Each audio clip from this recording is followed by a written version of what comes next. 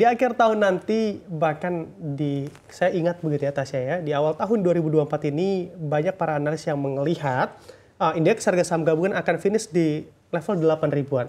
Apakah masih sama dengan target finish di level 8 ribu dengan kondisi yang terjadi saat ini? Sebenarnya level 8.000 itu cukup optimis ya, tapi saya merasa masih ada kemungkinan bisa mencapai tersebut. Karena kalau kita berbicara soal September lalu, yang biasanya orang bilang full September atau Black September, tapi nyatanya IHSG kita mencapai 7.900 begitu ya. Tapi ya memang perlu dicatat dan perlu diakui bahwa yang membuat IHSG kita melesat adalah banyak dari saham-saham grup konglomerasi begitu ya. Tapi walaupun begitu, kalau kita beralih ke saham-saham big caps yang mana dari fundamental juga masih cukup bagus, ini masih cenderung laggard, masih banyak yang belum seekspansif pergerakannya seperti IHSG gitu ya. Jadi saya rasa penopang IHSG ini masih akan berlanjut begitu dari saham-saham yang mungkin masih cenderung laggard, diikuti dengan nanti perbaikan ekonomi kita ya, suku bunga sudah melandai, inflasi juga makin terkendali begitu ya, dan harapannya nanti daya belinya mulai meningkat, apalagi ini kan di masa pemerintahan baru ini 100 hari menjadi momentum yang penting untuk kita cermati bagaimana kira-kira kesuksesan dari pemerintahan dalam jangka pendek ini. Kalau itu berhasil ya diharapkan maka di waktu-waktu berikutnya juga akan semakin membaik. Nah kalau untuk tadi Tasya bilang untuk saham-saham konglomerasi masih mendominasi IHSG begitu ya. Ini kalau kita lihat pada pergerakan IHSG pada perdagangan hari ini begitu ya, sahamnya Pak Prayogo kita lihat terkoreksi 6,5% pada hari ini, dan itu menjadi penekan IHSG pada hari ini. Sebenarnya kalau misalkan kita lihat proyeksi atau gambaran dari pergerakan saham-saham konglomerasi ini yang memang turut mendominasi penguatan ataupun pelemahan, itu seperti apa? Yang penting kita garis bawahi adalah saham-saham konglomerasi ini punya volatilitas yang sangat tinggi ya. Jadi memang perlu diakui kenaikan yang terjadi beberapa lalu juga akibat saham-saham konglomerasi ini ya. Jadi jika naiknya cepat maka itu juga mendongkrak IHSG. Sebaliknya yang terjadi hari ini jika itu turun cepat juga IHSG kita terkoreksi. Bahkan tadi lebih dari 1% ya. Jadi disinilah yang perlu kita sebagai investor yang mungkin kita sebagai harus konservatif juga dalam memilih atau dalam mengaset alokasikannya.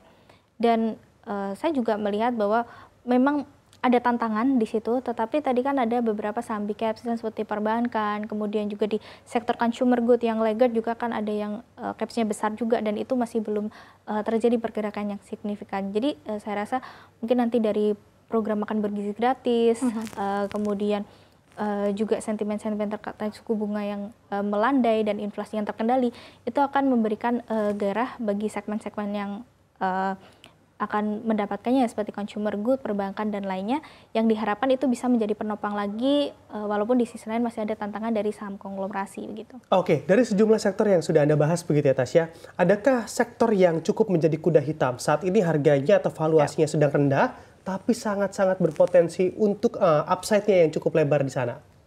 Saya lebih melihat pada consumer good ya, karena itu memang pergerakannya laggard sekali. Waktu awal tahun kita kan sempat berharap pada pemilu begitu ya, kemudian sempat berharap juga pada lebaran, tapi ternyata pergerakannya juga masih tidak terlalu signifikan karena waktu itu rupiah kita yang melemah ke level lebih dari 16.000 begitu. Dan kalau kita berbicara rupiah saat ini walaupun ada pelemahan ya dalam seminggu 1%, indeks dolar naik, tetapi levelnya masih di sekitar 15.700-an dan itu lebih stabil dibandingkan dengan beberapa bulan lalu. Jadi ini yang mungkin bisa menjadi pendongkrak juga ya, karena ketika rupiah kita menguat atau kembali stabil, maka beban impor dari pelaku usaha consumer good ini bisa lebih teredam begitu. Kemudian kalau berbicara soal demand ya, kan ada program makan bergizi gratis ini paling tidak ini kan akan menyerap gitu. Kalau di sisi poultry itu kan kondisi oversupply gitu, mereka bisa menyerap dari produk-produk tersebut.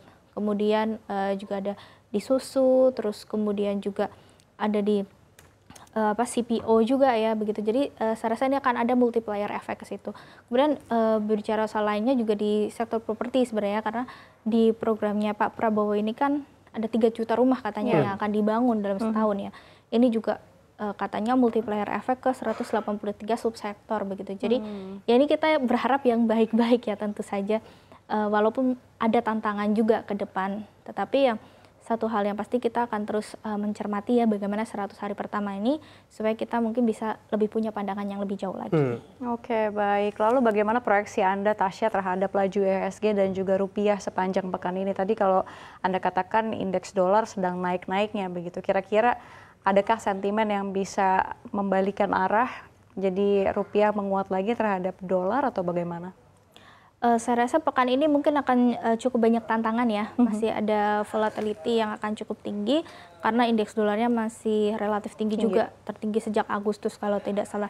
Dan mungkin pembaliknya apa? Nah ini menjadi dari sisi internal kita, karena untuk eksternal saya timbang melihat dari kondisi geopolitik, kemudian pemilu Amerika, tentu ini kan masih akan cukup ketat begitu. Tetapi kalau kita berbicara pembaliknya apa, mungkin dari sisi internal ya, karena internal kita sejauh ini masih dari politik juga, di mana kabinet kita yang sudah resmi, kemudian bagaimana kinerja mereka. Nah mungkin kita akan menanti bagaimana titik baliknya, apalagi November itu akan ada pengumuman UMP biasanya, dan itu kan sangat berhubungan sekali dengan daya beli masyarakat kita. Betul.